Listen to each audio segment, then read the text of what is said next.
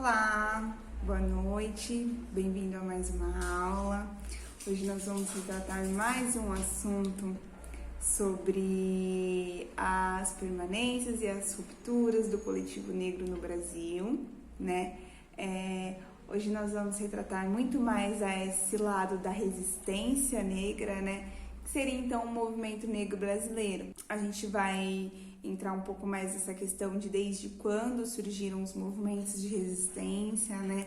Como que ele progrediu aí durante os 3 séculos de escravização e como que ele se pontua na contemporaneidade, né? Que seria aí, então, no século XX, até mesmo nos dias atuais, tá? É muito importante a gente estar trazendo esse tema hoje aqui, porque nós temos muito uma visualização, né, da história dos negros, somente como uma história que permeia ali os períodos da escravização. E muitas vezes acabamos não mostrando por um outro ângulo como que esses processos se desenvolvem pro próprio coletivo negro, né?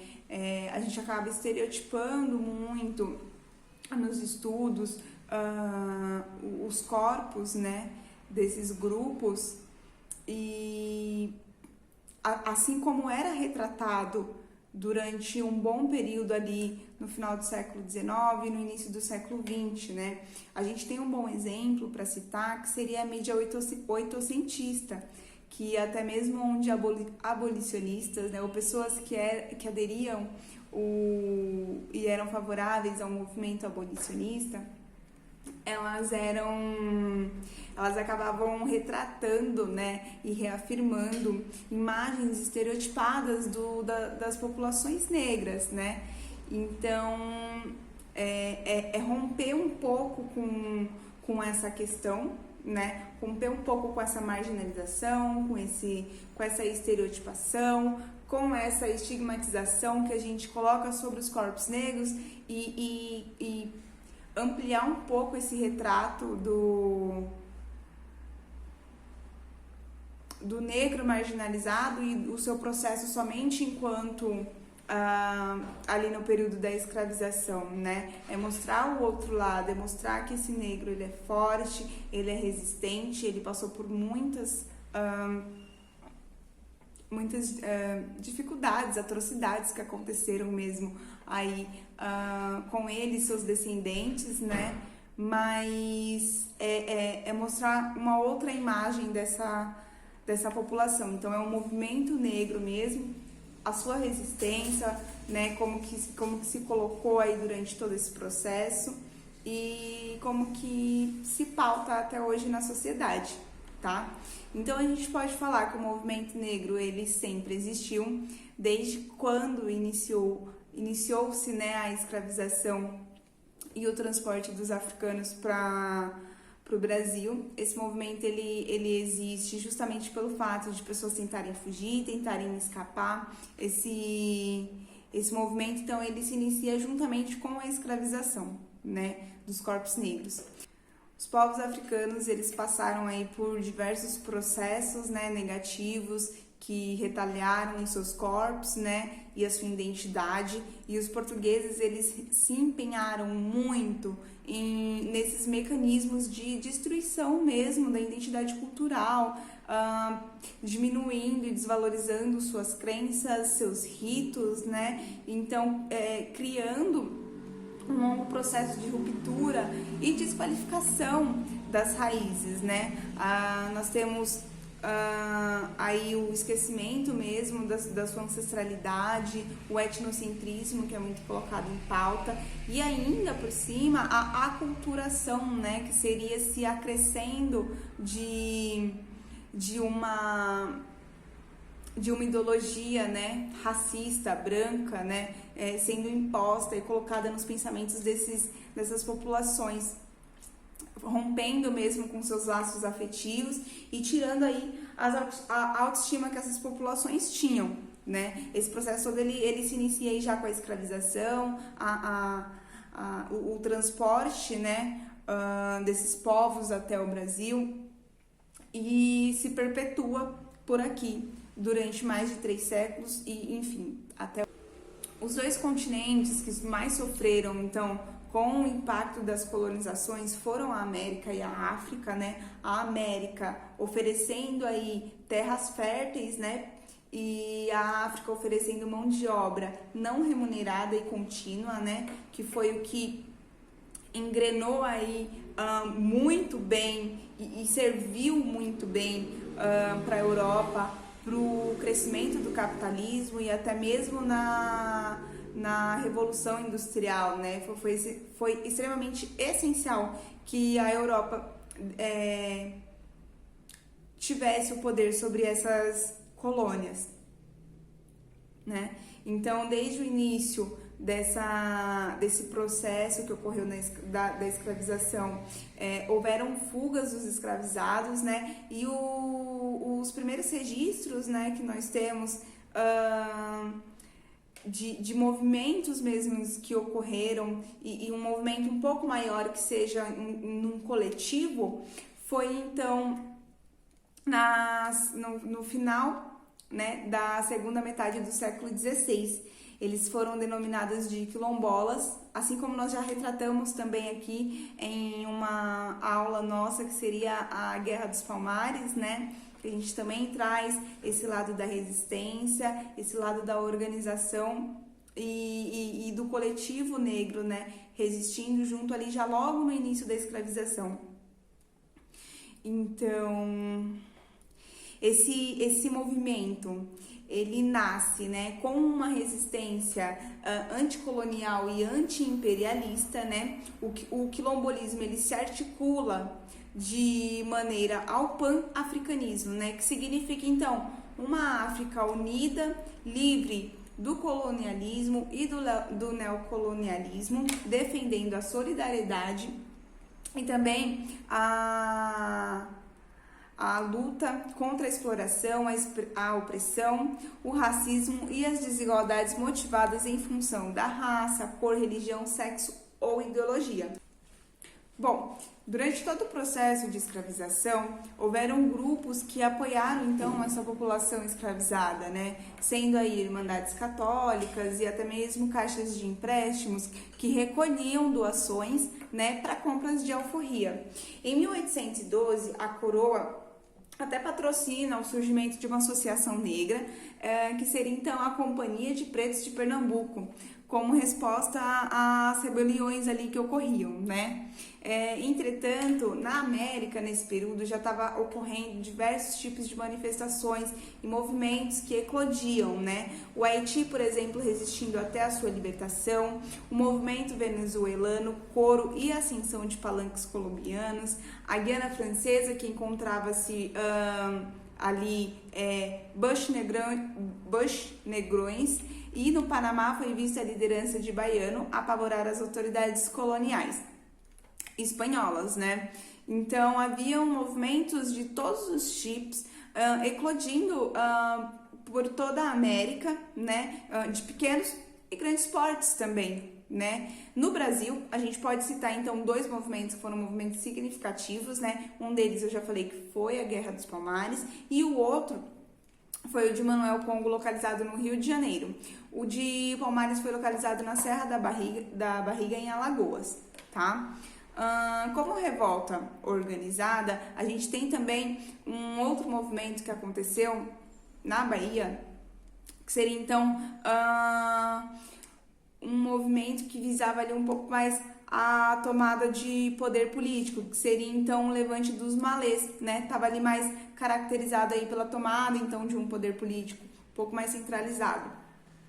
Que seria então um levante de escravos que possuíam a religião do Islã como sua doutrina, né? Então eles eram muçulmanos, né? Foi ocorrido, né, esse movimento na cidade de Salvador, na capital da Bahia, e foi um dos maiores movimentos, né, ou então de maior relevância até então na província da Bahia, né? Havia nessa região uma forte presença de escravizados muçulmanos, né? Tem essa questão da localização, dos portos que recebem e da onde que estão vindo esses escravizados, né? Então eles têm culturas distintas e na Bahia se encontravam, né, grupos de escravizados que tinham aí, então, como doutrina a religião islâmica, né? Eles eram muçulmanos. Quando a rebelião, né, em 1835, ela foi derrotada, eles encontraram diversos tipos de registros e documentos desses grupos, né? Alguns desses documentos revelaram, por exemplo, um alto grau de organização Al-Sa, né? Que é o nome do grupo que estava ali envolvido no movimento, né? Que seria um grupo de negros islâmicos. Foram encontrados também manuscritos escritos em árabes com planos da revolta mesmo, que eles estavam planejando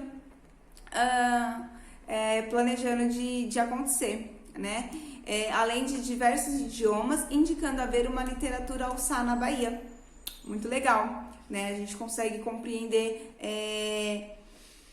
a amplitude desses grupos, né? E como esses movimentos de resistência, eles acontecem em tempos diferentes, mas eles são de extrema importância para a regionalidade, né? Todos eles são extremamente repreendidos agressivamente, né, pela coroa ou então pelo Estado. Todos eles são rapidamente contornados, né, com todo tipo de aparato negativo possível que eles possam ter para acabar o mais rápido possível com esse levante, até porque o Estado não poderia dar a noção, não poderia passar a imagem, né, de que eles não conseguiriam deter o controle e o domínio desses movimentos, porque eles tinham medo de que esses movimentos eclodissem cada vez mais, até porque a população negra ela era muito, muito grande, na verdade ela né? O Brasil ele é composto por uma população negra muito alta, então uma organização massiva para o Estado seria ruim, né? Então eles tinham uma repressão extremamente agressiva, né? E aí com a derrota do Levante dos Malês, eles encontraram uma multiplicidade de culturas e de registros e documentos que apresentavam aí como que esse grupo se organizava, como que esse grupo se progredia, né? Nesse período ocorriam diversas manifestações, diversos movimentos de resistência por toda a América Latina, né? E esses movimentos de resistência, eles acabavam sendo vistos de maneira ameaçadoras, né? Principalmente o movimento do Haiti, né? Que chegou com uma grande proporção aqui para os escravizados brasileiros, né? Então, o temor da internacionalização da resistência ao escravismo se tornava cada vez maior, né? Pelos senhores do engenho, principalmente pelo fato de várias províncias brasileiras do Império fazerem fronteira com países que já não mais praticavam a escravização. Esse temor, ele era real, ele era um fato, ele existia, chegavam notícias, né, sobre esses movimentos, né, para alguns grupos de escravizados, né, e isso realmente poderia ser uma ferramenta, né, para essa população no Brasil, né. Entretanto, tiveram diversos movimentos que ocorreram mesmo no país. Porém, esses movimentos eles eram tratados de maneiras distintas. Nós temos duas inconfidências tratadas de maneiras totalmente diferentes, né?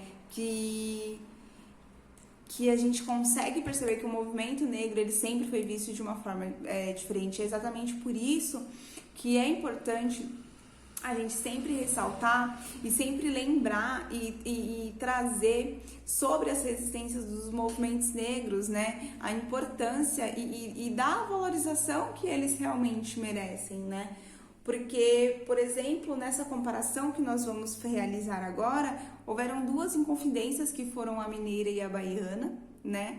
E a Inconfidência Mineira composta ali, né, por uma elite mais branca, e a Inconfidência Baiana composta ali por escravizados, ex-escravos, libertos, pessoas de classe baixa, mais pobres mesmo, né, que comporam aí esse quadro da Inconfidência Baiana, e ambos foram tratados de maneira totalmente distintas, né. A Inconfidência Mineira, ela teve aí o seu heroísmo lembrado quando o Brasil se tornou república, né? Então a imagem de Tiradentes ficou muito bem colocada como um herói para a sociedade brasileira. Inclusive nós temos um feriado nacional referente, né, a essa imagem, a essa figura. E a Inconfidência Baiana, ela praticamente não é lembrada, né? E acredito que a maior diferença, né, que tem aí entre esses dois movimentos sejam as etnias, que eram movimentos de resistência, né, ao seu período, né? Mas o movimento negro, ele sempre foi visto de uma maneira muito negativa, né? E mesmo depois, com todo esse processo no qual nós nos encontramos hoje, ainda assim, esses movimentos, eles não recebem a valorização que eles realmente deveriam receber. A gente tem também no quadro pós-abolição a Revolta da Chibata, que acontece ali em 1910. Nós também temos uma aula sobre isso, né, somente sobre a Revolta da Chibata. É uma aula bem interessante, porque já é um assunto pós-abolição, mas que remete muito ainda às práticas da escravização, né? Então, a gente tem aí esse movimento bem significativo, e nesse mesmo período a gente começa a perceber, né, o surgimento das críticas e das denúncias feitas pela imprensa do movimento negro, né, pelos afro-brasileiros, né, os intelectuais afro-brasileiros estavam realmente conseguindo o seu espaço, por mais que fosse um espaço pequeno, eles não conseguiam ali aquela mídia central, eles não conseguiam aquela atenção, realmente era um local um pouco mais esquecido, mas eles estavam engrenando ali o início de uma construção de uma imprensa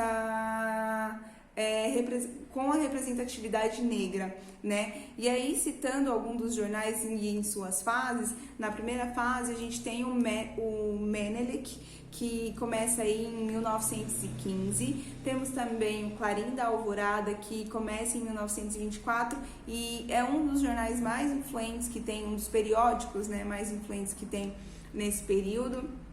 Na segunda fase a gente tem a Voz da Raça, né, em 1931.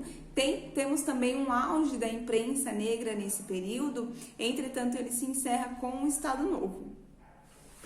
O terceiro período seria então marcado aí por grandes reivindicações políticas, uma participação mais ativa, né, na política mesmo, com grupos negros se filiando a partidos políticos da época ou mesmo se candidatando a cargos eletivos entre 1945 e 1963.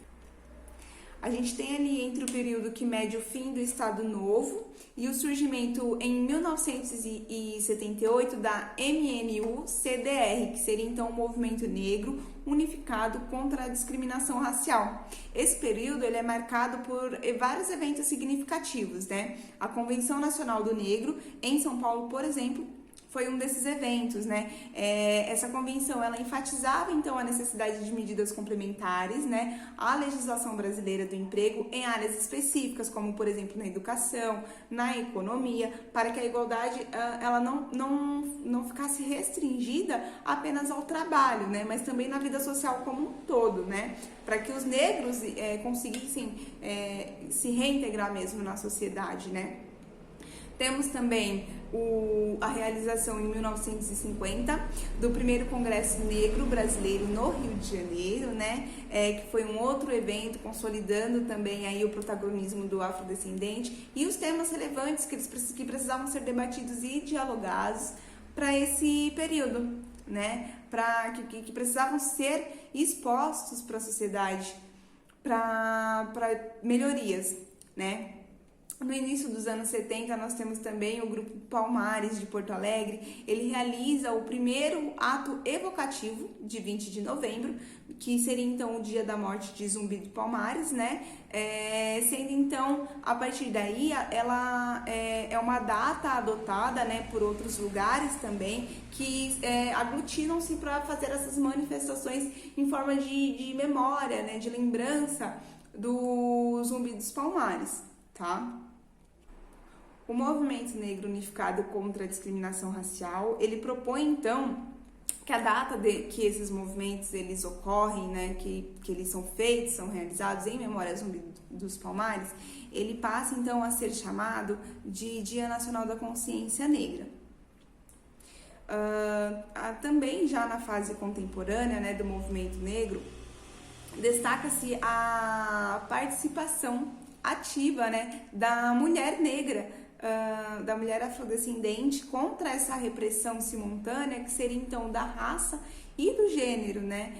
Porque a mulher negra ela sofre 2 vezes mais, né? Ela é estigmatizada pela cor da sua pele, pela sua etnia e ela também é desvalorizada pelo seu gênero, né? Por ser mulher. Então tem um valor a ser atribuído a essa questão, que é um valor um pouco mais, é uma questão um pouco mais delicada, né?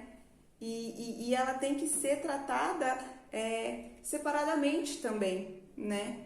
Então a gente passa a ter aí a presença dessa mulher negra resistindo e participando de movimentos, como por exemplo em 1988, em Valência, no estado do Rio de Janeiro, acontece o primeiro encontro nacional de mulheres negras, né? É muito legal que tenha mesmo essa representatividade, por mais que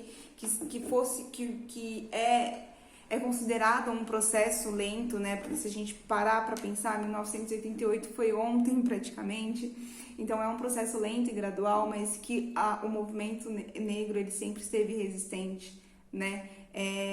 No século XX, um pouco mais, porque acaba tendo um pouco mais de possibilidade de expressão, né, de liberdade.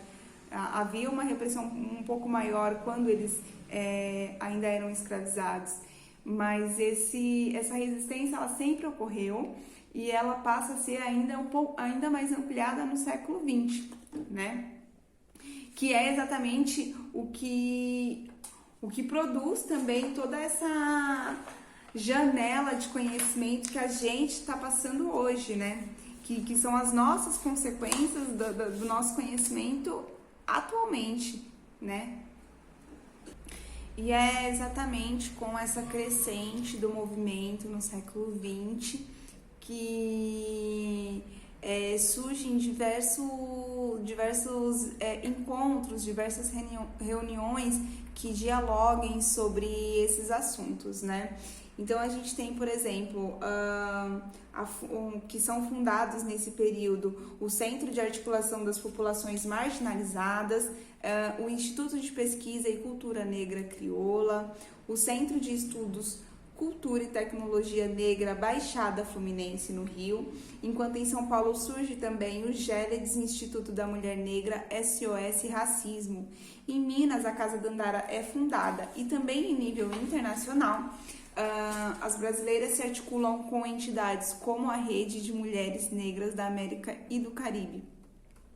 Então, cresce muito, né, essa articulação dos movimentos, assim como hoje também é totalmente perceptível essa crescente, né, às vezes até um pouco muito polarizado, porque as informações hoje também são muito polarizadas, mas a crescente ela é muito perceptível, né?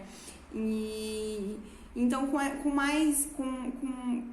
com esse ativismo mais forte no século XX, principalmente na segunda metade do século XX, né, muito recente, especialmente, só para a gente deixar observado, né, há então mais participação na política e essas participações geraram os seus resultados, foram incorporados à legislação ações compensatórias, visando então reparar aí esses efeitos da discriminação histórica, né, da mesma forma que foram legalmente defendidas as terras dos remanescentes dos quilombos históricos, né? Ações extremamente importantes e medidas extremamente importantes de serem tomadas, né?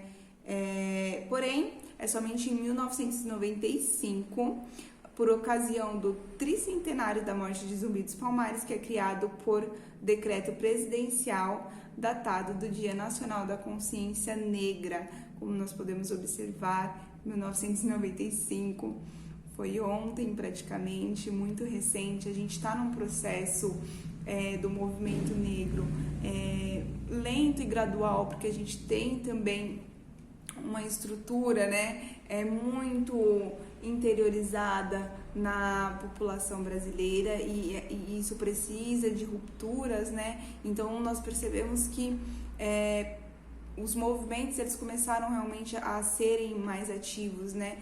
Muito recentemente, né? Então esses resultados eles vão começar a aparecer de acordo com o tempo, com os diálogos, com o que for, com o progresso da sociedade, né? Mas é claro que hoje já somos muito melhores do que ontem, né? Mas é muito importante a existência do movimento na sociedade e é muito importante também na educação a gente sempre apresentar esse lado do negro muito mais representativo para ele mesmo, né? É super importante entender a história num grau geral, né? Mas é muito importante também a gente conseguir introduzir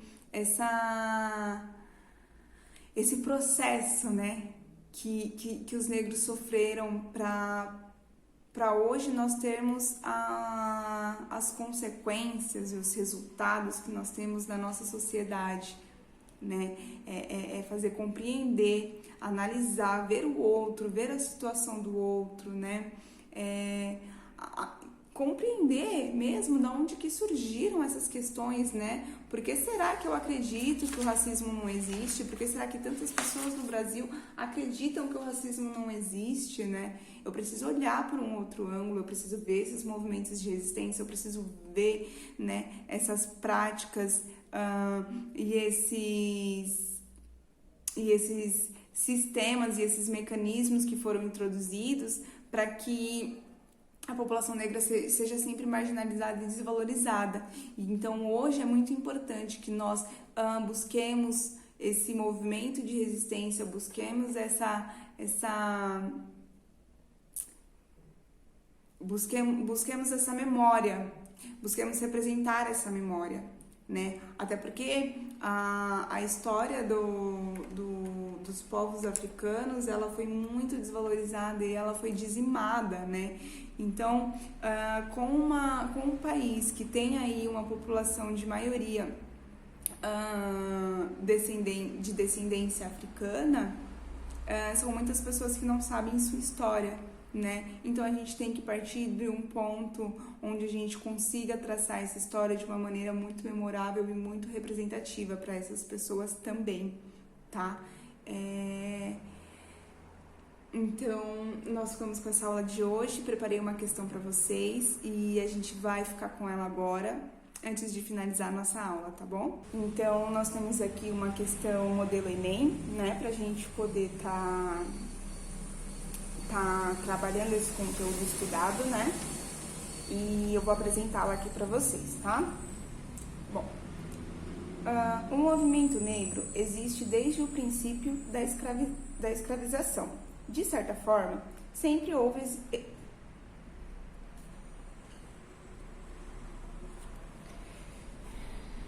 Bom, nós temos aqui uma questão modelo Enem, para a gente poder estar trabalhando esse conteúdo que foi estudado na nossa aula de hoje, tá? A questão é a seguinte: O movimento negro existe desde o princípio da escravização. De certa forma, sempre houve resistência contra a violação dos seus corpos e seus direitos. Entretanto, foi apenas no século XX em que o movimento começa a tomar uma proporção maior. Com base nos conteúdos estudados, analise as afirmativas seguintes e assinale a alternativa correta. Afirmativa número 1. Os primeiros movimentos de resistência registrados possuíam um caráter anticolonial e anti-imperialista. Afirmativa 2. Sendo o Brasil um país racialmente democrático, os movimentos negros sempre foram bem aceitos na sociedade. Afirmativa número 3. O coletivo de resistência negra é fundamental para a tomada de ações compensatórias em que o Estado tem o dever de exercer. Afirmativa número 4. O movimento negro se espelhou em rebeliões externas, especialmente aos atos ativistas estadunidenses no século XX. Afirmativa número 5. A luta do coletivo negro conseguiu conquistar suas metas e atualmente no Brasil não há necessidade da presença da resistência desses grupos. Nós temos aqui 5 alternativas que correspondem a essas afirmativas, sendo a alternativa A correspondente à afirmativa verdadeira como o número 1, 2 e 3, a B com o número 1, 3 e 5, a C como 2, 4 e 5, a D 3, 4 e 5 e E 1, 3 e 4, tá? Analisando aqui todas as afirmativas, então a gente tem como uma alternativa correta a alternativa E, né? Que seria então a afirmativa 1, 3 e 4, né? A afirmativa 1, ela fala pra gente sobre o caráter, né, que essas resistências possuíam. Já no início mesmo da escravização, ali no período colonial, que seria então elas possuírem esse caráter anticolonialista, né, e anti-imperialista também. Os negros, eles tinham essa intenção de uma África unida, né, de uma África solidária, sem o domínio desse colonialismo, né, uma África livre. Então, essa afirmativa ela está correta. Nós temos também a afirmativa 3 como correta, que seria, então, o coletivo de resistência negra é fundamental para a tomada de ações compensatórias em que o Estado tem o dever de exercer. Durante a escravização, ocorriam movimentos de resistência, porém esses movimentos de resistência eles tinham uma repressão muito forte. Somente pós a abolição é que esses movimentos conseguiram realmente ter um pouco mais de efetivação nas suas lutas, né? Principalmente na segunda metade do século XX, que a gente começa a perceber que tem uma participação muito mais ativa de povos negros, né, na política, nos movimentos, né, e solicitando então aí essas ações compensatórias para esses grupos, né. Então é extremamente fundamental que esse movimento exista para que o Estado tome consciência da reintegração dessa população, que deveria ter ocorrido logo após a abolição, né? Mas não ocorreu, e hoje nós temos que estar lutando e provando, né, para o Estado o quanto essas ações e essas práticas desses sistemas utilizados causaram mais a inferiorização de corpos negros na sociedade, né? Então tem que estar sempre mostrando para o Estado, o movimento negro, ele está sempre comprovando para o Estado o quanto a mão do Estado é ausente nessa reintegração dos povos de descendência africana na sociedade brasileira. E temos também como uma afirmativa correta a afirmativa número 4, que seria que o movimento negro ele se espelhou sim em rebeliões externas, especialmente nos atos ativistas estadunidenses no século XX. A gente tem aí no nosso conteúdo que foi apresentado que diversas manifestações ocorriam na América naquele período, né? E uma das manifestações que chegou com uma grande informação aqui pra gente foi o movimento de resistência dos haitianos, né? Então, os senhores dos engenhos chegaram a ficar até com medo, né? Porque muitos municípios, né? Muitas cidades do Brasil fazem fronteiras com lugares que já não haviam mais a escravidão, né? Então, essas informações chegavam aqui, eles tinham, né, o conhecimento dessas informações, e no século XX, pós a abolição, os Estados Unidos também passava por um processo muito complexo, né, e bastante conflituoso, né, perante a essas lutas raciais. E o Brasil se espelha, assim, aí como um contraponto, né, nessas resistências dos movimentos negros, né, até porque nesse período o Brasil ele é muito comparado com os Estados Unidos, justamente pela segregação racial nos Estados Unidos, ela ser legal, né, ela ser exposta, muito mais exposta do que aqui no Brasil, né. Então, ele tem essa relação e os movimentos eles se espelham, sim, nessa resistência que ocorre aí nos Estados Unidos, que vem de uma maneira até muito mais forte do que no Brasil, né? Principalmente na segunda metade do século XX, tá? Então, a nossa alternativa correta ela é a alternativa E. Eu espero que vocês tenham compreendido, né? As alternativas que se mostram como alternativas falsas seriam, então, sendo o Brasil um país racialmente democrático, os movimentos negros sempre foram bem aceitos na sociedade. Bom, surgiu a ideia aí da democracia racial, né? O mito da democracia racial. Entretanto, é considerado um mito, né? Não havia essa integração do negro com o branco na sociedade brasileira, e exatamente por isso os movimentos negros eles sempre foram muito mal vistos, né? Assim como a gente retratou aqui na nossa aula hoje, duas inconfidências foram tratadas de maneiras distintas, né? E justamente pela sua etnia, né? Que compunha o quadro dessa resistência.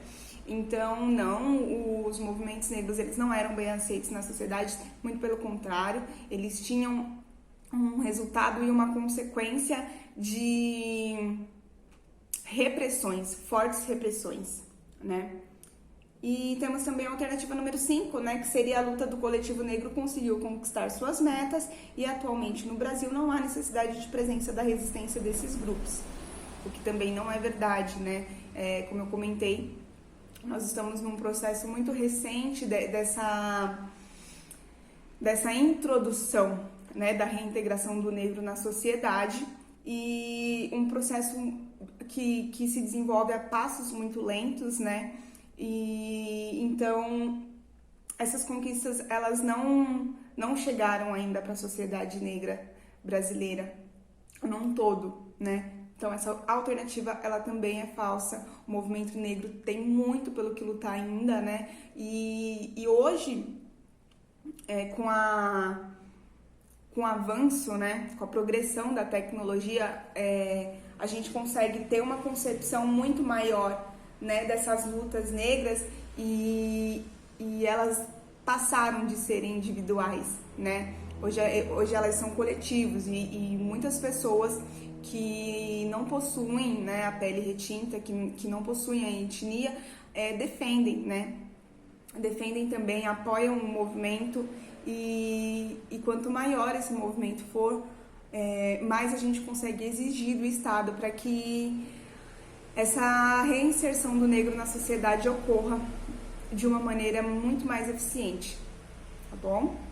Então é isso, deixo vocês aí com essa reflexão de hoje, espero que vocês tenham gostado da aula e a gente se vê numa próxima aula, tá bom? Um beijo, abraço!